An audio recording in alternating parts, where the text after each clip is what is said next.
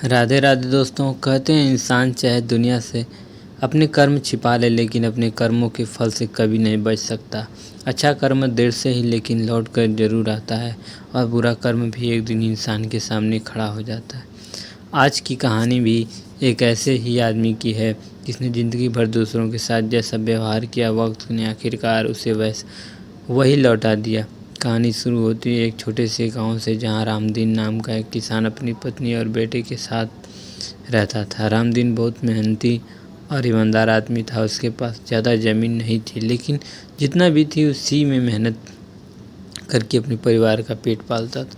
गांव में रामदीन की इज्जत थी, क्योंकि वह कभी किसी का बुरा नहीं चाहता था। उसके पड़ोस में श्यामलाल नाम का एक दूसरा किसान रहता था। श्यामलाल के पास रामदीन से कहीं ज़्यादा ज़मीन थी, लेकिन उसके अंदर लालच भी उतना ही ज़्यादा था। वह गरीबों को कभी उधार भी देता तो ब्याज इतना ज़्यादा मांगता कि गरीब आदमी सालों तक उसका कर्ज नहीं चुका पाता। एक दिन गांव में बहुत तेज़ बारिश हुई। बारिश इतनी ज़्यादा हुई कि कई किसानों की फसल बर्बाद हो गई। रामदीन की भी आधी फसल पानी में खराब हो गई। घर में अनाज कम था और पैसे भी नहीं थे।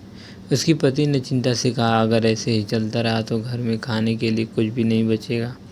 रामदीन ने अपनी पत्नी को समझाते हुए कहा, चिंता मत करो, भगवान मेहनत करने वाले का साथ जरूर देता है। अगले दिन रामदीन मदद मांगने के लिए श्यामलाल के पास पहुंचा। उसने हाथ जोड़कर कहा, भाई श्यामलाल, इस बार बारिश में मेरी फसल बर्बाद कर दी, मुझे थोड़े पैसे उधार दे दो। अगली फसल होते ही तुम्हारे पैसे लौटा दूंगा। श्यामलाल ने कुछ देर सोचा और बोला, पैसे तो दे दूंगा, लेकिन बदले में तुम्हें अपनी ज़मीन का एक हिस्सा मेरे नाम करना होगा। रामदीन चौंक गया। उसने कहा, भाई, इतनी छोटी रकम के बदले ज़मीन का हिस्सा? श्यामलाल हंसते हुए बोला, पैसे चाहिए तो मेरी शर्त मानो, वरना कहीं और जाकर मांग लो। रामदीन खाली हाथ वापस लौट आया। रास्ते में उसे गांव का एक बूढ़ा आदमी मिला जिसका नाम हरिया था। हरिया ने रामदीन को परेशानी पूछी। रामदीन ने सारी बात बता दी। हरिया ने अपनी छोटी सी बचत में से कुछ पैसे निकालकर रामदीन के हाथ में रख दिए और कहा, बेटा, मेरे पास ज़्यादा तो नहीं है, लेकिन जितना है उसमें से कुछ तुम्हारा है, जब हो सके तब लौटा देना। रामदीन की आंखों में आंसू आ गए।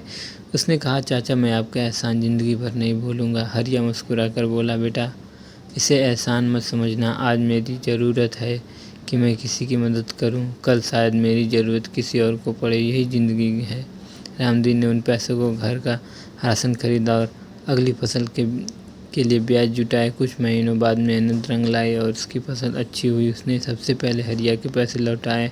हरिया ने पैसे लेने की मना करते हुए कहा, बेटा, मैंने ये पैसे कमाने के लिए नहीं दिए थे। लेकिन रामदीन ने कहा, चाचा, आपका पैसा लौटाना मेरा फ़र्ज है। समय बीतता गया। रामदीन का बेटा मेहनत बड़ा होने लगा। मोहन पढ़ाई में बहुत होशियार था। वह हमेशा कहता था, बाबा, मैं बड़ा होकर ऐसा इंसान बनूंगा जो गरीबों की मदद करेगा। रामदीन मुस्कुरा कर कहता, बेटा, बड़ा आदमी बनना अच्छी बात है, लेकिन उससे भी ज़रूरी है अच्छे इंसान बनना। दूसरी तरफ श्यामलाल का लाज बढ़ता जा रहा था। उसने गांव में कई गरीब किसानों को ज़मीन अपने नाम करवा ली थी। लोग उससे डरते थे, लेकिन कोई उसके खिलाफ बोल नहीं पाता था।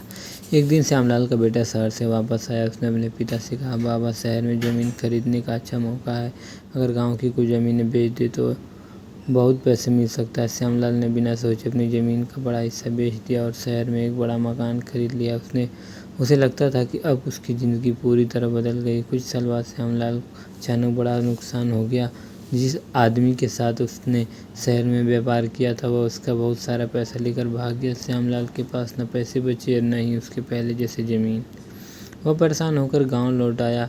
अब वही श्यामलाल जिसके दरवाजे पर कभी गरीब लोग मदद मांगने आते थे, खुद दूसरों उस दरवाजे पर जाने लगा। एक दिन वह रामदीन के घर पहुंचा। रामदीन ने दरवाज़ा खोला तो सामने श्यामलाल को देखकर हैरान रह गया। श्यामलाल की आंखों में शर्म थी।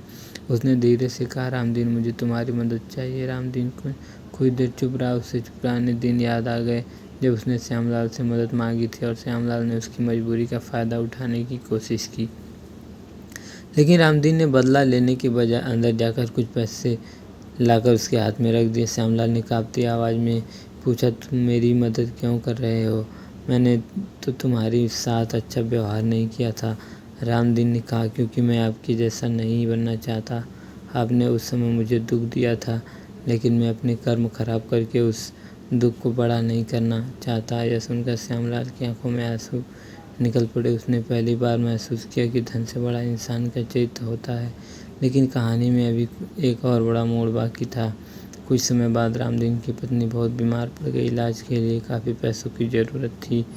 रामदीन के पास जितनी बचत थी वो ख़त्म हो गई। वह गांव-गांव मदद मांगने लगा। कई लोगों ने उसकी मदद की, लेकिन इलाज के लिए पैसे कम पड़ रहे थे। तभी एक दिन शहर में से एक बड़ी गाड़ी रामदीन के घर के सामने आकर रुकी। उसमें से एक डॉक्टर उतरा। डॉक्टर ने रामदीन के पैर छुए और कहा, बाबा मुझे पहचानते हैं? रामदीन ने गौर से देखा लेकिन पहचान नहीं पाया। डॉक्टर ने कहा, मैं मोहन हूँ, आप मुझे शहर पढ़ने भेजते थे। रामदीन की आंखें आंसू से भर आई। मोहन ने अपनी माँ का इलाज शुरू किया और कुछ ही दिनों में उनकी हालत बेहतर होने लगी। रामदीन ने बेटे से पूछा, बेटा तूने इतनी जल्दी इतना बड़ा इलाज कैसे करवा दिया? मोहन ने मुस्कुरा कर कहा, बाबा आपने मुझे बचपन में ही एक बात सिखाई थी, किसी की मदद करके कभी हिसाब मत रखना। आज वही सीख मेरे काम आई। रामदीन ने पूछा, कैसे? मोहन ने बताया कि मेडिकल कॉलेज में पढ़ाई के दौरान एक बार उसकी फीस जमा नहीं हो पा रही थी।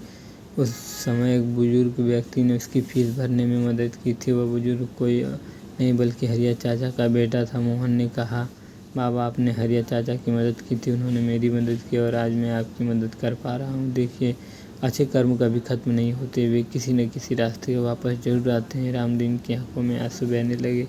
उसने आसमान की तरफ देखा और मन ही मन भगवान को धन्यवाद दिया। उसी समय दरवाजे पर श्यामलाल खड़ा या सुन रहा था। उसके अंदर कुछ टूट सा गया। उसने समझ आ गया कि उसने ज़िंदगी भर धन जमा लिए लेकिन रिश्ते नहीं बनाए। उसने लोगों की ज़मीन छीनी लेकिन किसी का दिल नहीं जीता।